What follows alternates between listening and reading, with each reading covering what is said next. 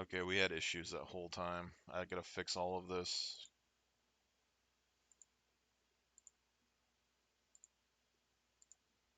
Audio output. It's good.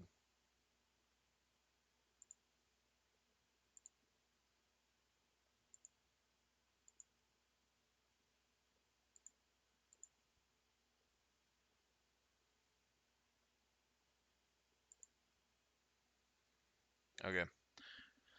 So to re-say what I said before, basically there's a lot of talk about the Perseus because its stats or whatever got leaked.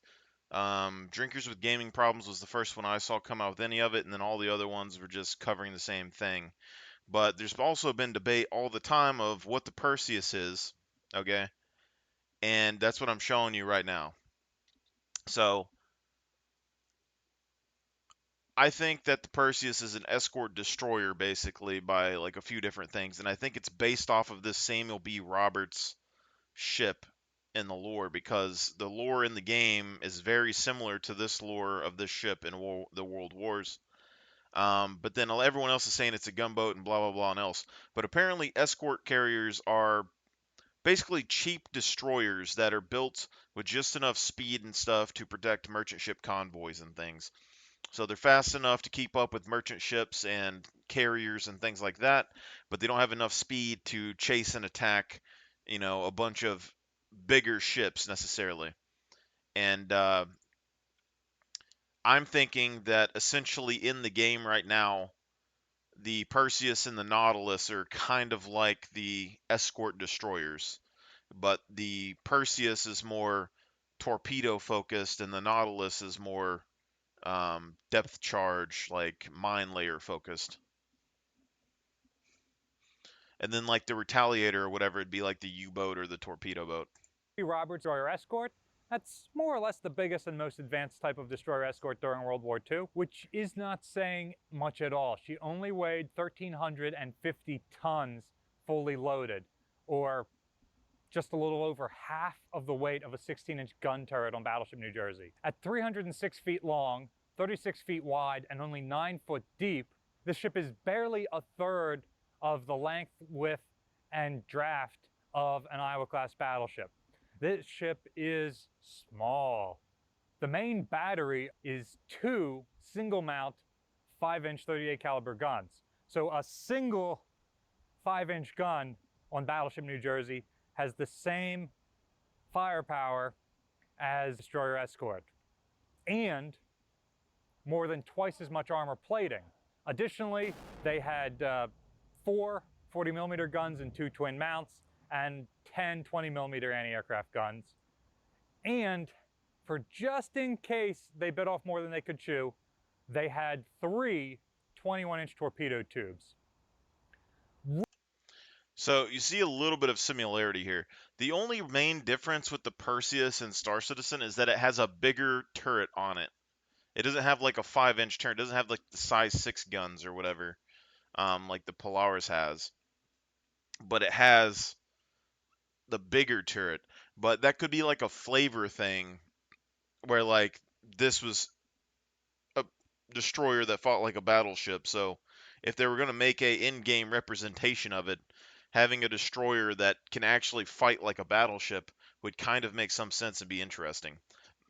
And then you can see that it has anti-air guns on it. It has, decent turret firepower.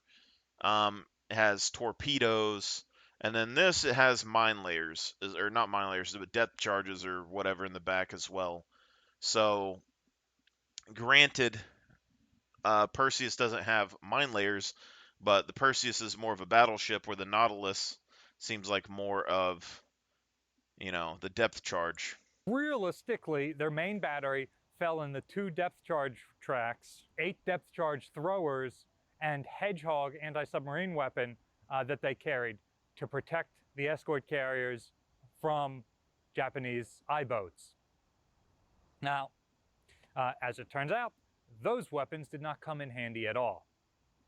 The major weight saving in a destroyer escort from a full-sized fleet destroyer came in the propulsion plant.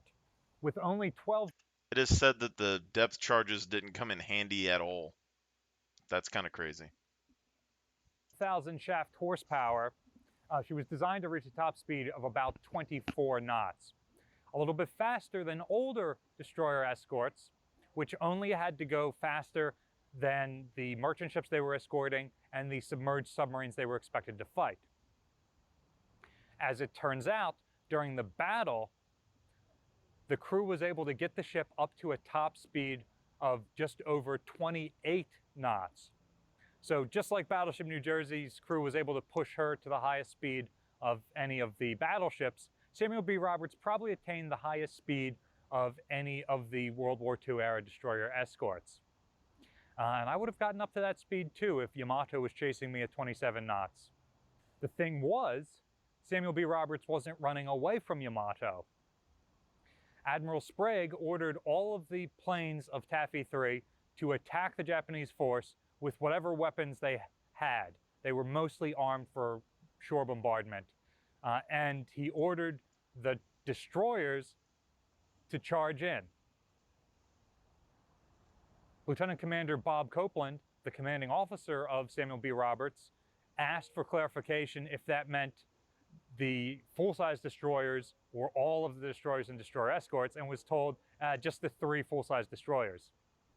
And he charged in anyway, leaving 3 destroyer escorts to protect the carriers and joining the 3 destroyers that were attacking the Japanese fleet. So he then gets into a torpedo and gun fight. They launched torpedo and gunnery attacks on the Japanese 15,000-ton heavy cruiser Chokai, and land some torpedo and gun hits that lead to that ship sinking, among other damage sustained from the other American units. They then transfer fire to the cruiser Chikuma and set the ship's bridge on fire. So in addition to holding off Japanese battleships, she's also doing significant damage to the Japanese cruiser force off San Bernardino Strait. After about 90 minutes of combat, she does take enemy hits that cause damage. After about 2 hours, one of the Japanese battleships, Kongo, finally lands 3 14-inch shells on one of the ship's engine rooms, opening up a hole 40 feet wide and 10 feet high. This will eventually lead to the sinking of the ship within about a half hour, along with 90 of her about 215 crew. Unfortunately, the battle off Samar was not just a surface fight, it was also the first use of kamikazes. So after surviving the Japanese surface ships, which did face so much aggression from the American destroyers that they thought they were facing American cruisers and battleships and turned around and left, then the Japanese Navy sent kamikazes in to finish off the American ships. This led to the crew of Samuel B. Roberts being left in the water for some 50 hours before American vessels were able to come back and rescue them.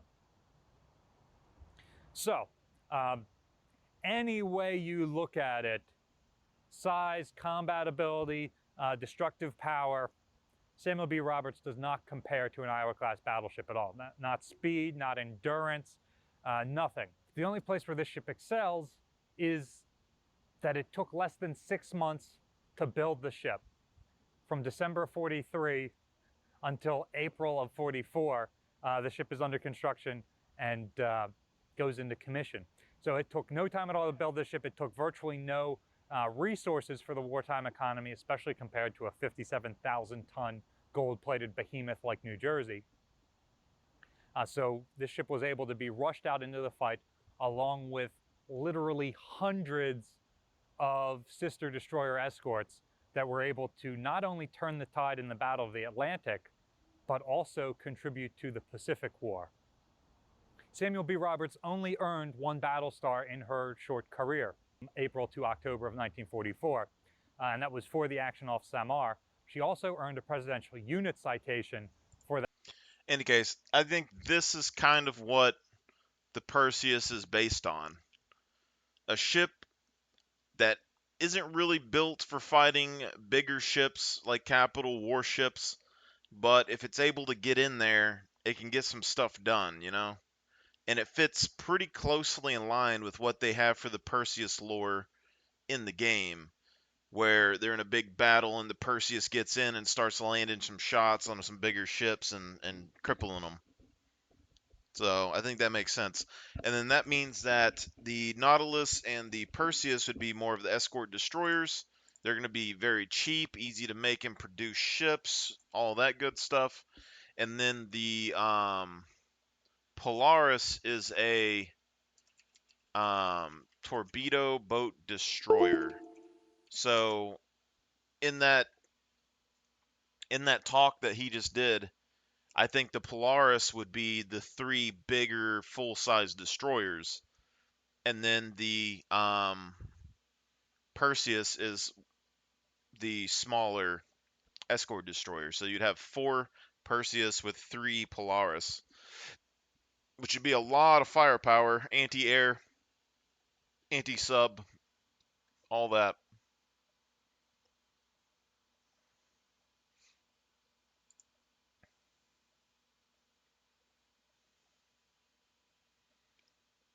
And basically just comes down to the same thing. So a full-size destroyer, it's the size 6 guns in the Polaris wouldn't necessarily be for fighting capital ships, although it could be used for fighting a capital ship, same as a Polaris or a Perseus, but it'd be better for shredding smaller ships, other destroyers, Perseus, Nautilus, but mostly like torpedo boats and stuff. Like you're going to be shredding and destroying like retaliators and Connies and things like that, I think, right? And then the size 10 torpedoes are the full size torpedoes that can cripple battleships and stuff, whereas the escort destroyers have size 5 torpedoes, which can help destroy torpedo boats like a Retaliator or a Connie or anything like that, other merchant ships, merchant fleets. That's what I think's going on.